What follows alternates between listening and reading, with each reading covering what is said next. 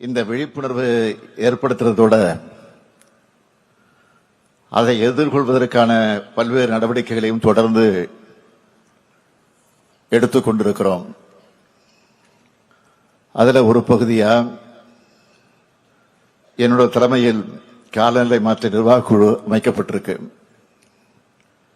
காலநிலை மாற்றம் குறித்து ஆராய இந்திய மாநிலங்களிலேயே முதலா மாநாடு நடத்துறது நம்முடைய தமிழ்நாடு தான். அது மட்டுமல்ல, துறையோட பெயரையே சுற்றுச்சூழல் மற்றும் காலநிலை மாற்றுத்துறை என்று மாற்றியிருக்கிறோம். இந்த வரிசையில்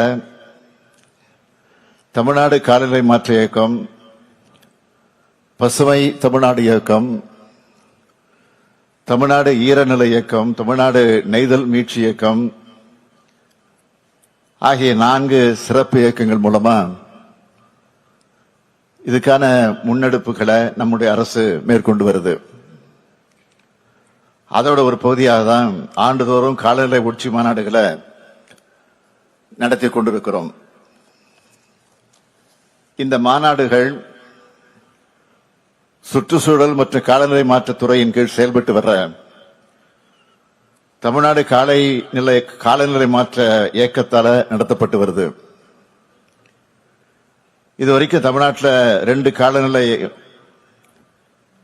உச்சி மாநாடுகளை நம்முடைய அரசு வெற்றிகரமாக நடத்தியிருக்கு. காலநிலை மாற்றத்தை எதிர்கொள்கிற வகையில் நம்மள தகவமைச்சிக்க விவாதங்களை முன்னெடுக்கிறதுக்கான தளமா இந்த மாநாட்டை நாம் நடத்திட்டு வரோம். 2 உலக நாடுகள் பல்வேறு இயற்கை பேரிடர்களை சந்திச்சு வருது. குறிப்பா சொல்லணும்னா, கடந்த ஆண்டு துபாயில ஏற்பட்ட வெள்ளம், சீனா, பிரேசில், ஜெர்மனி, ஸ்பெயின் ஆகிய நாடுகளில் ஏற்பட்ட வெள்ளம், அமெரிக்காவில் லாஸ் ஏஞ்சல்ஸில் ஏற்பட்ட காட்டுத்தீ, வெப்பமண்டல நாடுகளில் ஏற்பட்ட வெப்ப பாதிப்புகள் ஆகியவற்றை நாம நினைவுபடுத்திக்கணும். அதே போல நம்ம சகோதர மாநிலமாக இருக்கக்கூடிய கேரளாவில் ஏற்பட்ட வயநாடு நிலச்சரிவை யாரும் மறந்திருக்க முடியாது.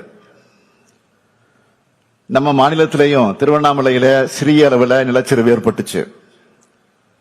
இதெல்லாம் வேற வேற நாடுகள்ல வேற வேற மாநிலங்கள்ல நடந்த சம்பவங்களாக இருந்தாலும் இது எல்லாத்துக்கும் ஒரே காரணமா காலநிலை மாற்றத்தை தான் சொல்ல முடியும். இத நம்ம எதிர்கொண்டுதான் ஆகணும். அதுக்கு முதல் தேவை பிரச்சனையோட தீவிரத்தை உணர்றது. காலநிலை மாற்றத்தால் ஏற்படக்கூடிய விளைவுகளையும் பேரிடர்களையும் எதிர்கொள்ளணும்னா அனைத்து தரப்பு மக்களும் காலநிலை மாற்றம்னா என்ன, அதோட விளைவுகள் என்ன, அதை எப்படி எதிர்கொள்றது, அதுக்கேற்றபடி நம்மளை எப்படி தலைமை தகவமையை அமைச்சிக்கிறது, விழிப்புணர்வை ஏற்படுத்தணும். இது மட்டும் நடந்தா நம்ம சமூகம் காலநிலை கல்வியில பெற்ற சமூகமாக இருக்கும். பேரிடர்கள் இருந்து மீண்டு வர்றதுக்கான ரெசிலியன்ஸ் இருக்கும். காலநிலை மாற்றத்தை கல்வித்துறை மூலமாகவே புகட்ட நம்ம அரசு திட்டமிட்டு இருக்கு. நம்ம தமிழ்நாட்டோட எதிர்காலத்துக்கான கனவுகள் எல்லாத்துக்கும் கல்விதான் அடித்தளமாக இருக்கு. அதனால்தான் நம்ம அரசு காலநிலை கல்வி அறிவை ஒரு இயக்கமாகவே முன்னெடுக்க முடிவு செஞ்சிருக்கு. இது தொடர்பா ஒரு முக்கிய அறிவிப்பை இப்போ வெளியிடுகிறேன். தமிழ்நாட்டோட எல்லா பள்ளிகளிலும் சூழல் மன்றங்கள் ஏற்படுத்தப்படும். காலநிலை கல்வி அறிவிக்குன்னு ஒரு கொள்கையை தமிழ்நாடு அரசு விரைவில் வகுத்து அறிவிக்க இருக்கிறோம். எல்லோருக்கும் அவசியமான காலநிலை விழிப்புணர்வை மாணவர்கள் மூலமே அனைத்து தரப்பு மக்கள்கிட்டையும் கொண்டு போய் சேர்க்க இருக்கிறோம். பல்வேறு துறை அரசு அலுவலர்களுக்கும் காலநிலை மாற்ற தடுப்பு மற்றும் தழுவல்களுக்கான திறன் வளர் பயிற்சிகள் வழங்கப்படும். காலநிலை மாற்றத்தால பாதிப்படையக்கூடிய வேளாண்மை, நீர்வளம் ஆகிய துறைகளுக்கு சிறப்பு பயிற்சிகள் வழங்கப்படும். பசுமை குடில் வாயுக்களின் உமிழ்வை குறைப்பதற்கான வழிமுறைகள் காணப்படும். வெப்ப அலைய மாநில பேரிடரா தமிழ்நாடு அரசு அறிவிச்சு அரசிதழில் வெளியிட்டு இருக்கு. வெப்ப அலையால உயிரிழக்க நேரிட்டா 4 லட்சம் ரூபாய் நிவாரணம் வழங்கப்படும் என்று அறிவிச்சிருக்கிறோம். வெப்பநிலையை எதிர்கொள்வதற்கான மருத்துவ வசதிகள் மற்றும் ORS கரைசல் வழங்க மாநில பேரிடர் மேலாண்மை நிதியை பயன்படுத்திக்கலாம். வெப்ப அலை தாக்கத்தின் போது தண்ணீர் பந்தல்கள் அமைச்சு குடிநீர் வழங்கவும் மாநில பேரிடர் மேலாண்மை நிதியை பயன்படுத்திக்கலாம்னு அறிவிச்சிருக்கிறோம். இயற்கை வளங்களை பாதுகாக்க அக்கறை கொண்ட சமூகமாக நாம மாறணும்.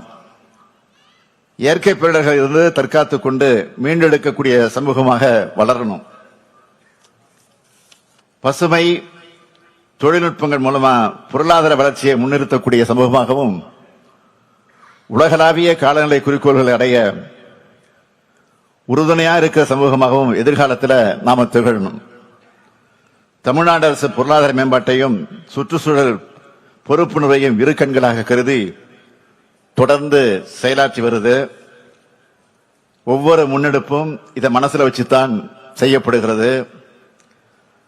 அது நீர்நிலைகள் மறுசீரமைப்பு, காலநிலை மீள்திறன் கொண்ட நகரங்கள் கட்டமைத்தல், பயோடைவர்சிட்டியை பாதுகாத்தல்னு காலநிலை மாற்றத்தை எதிர்கொள்றதுல நம்ம உறுதியா வெளிப்படுத்துறதா இருக்கு.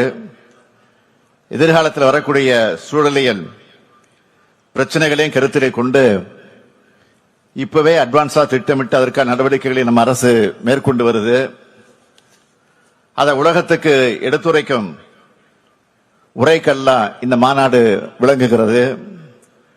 மக்களுக்கு தொடர்ந்து காலநிலை மாற்றம் குறித்த விழிப்புணர்வை ஏற்படுத்துவதற்கான நடவடிக்கைகள் அரசால் மேற்கொள்ளப்படும் என்பதை மீண்டும் ஒரு முறை உறுதி செய்து உங்களிடமிருந்து விடைபெறுவதற்கு முன்பு இந்த மாநாடு வெற்றியடைய வாழ்த்தி இதனை சிறப்பாக ஒருங்கிணைச்ச அமைச்சர் நம்முடைய தங்கம் தென்னரசு அவர்களுக்கும் செயலர் செந்தில்குமார் IAS அவர்களுக்கும் என்னுடைய மற்றும் அவரோடு துணை புரிந்த அனைத்து உறுப்பினர்களுக்கும் என்னுடைய வாழ்த்துக்களையும் பாராட்டுக்களையும் தெரிவித்து என் உரையை நிறைவு செய்கிறேன். நன்றி, வணக்கம்.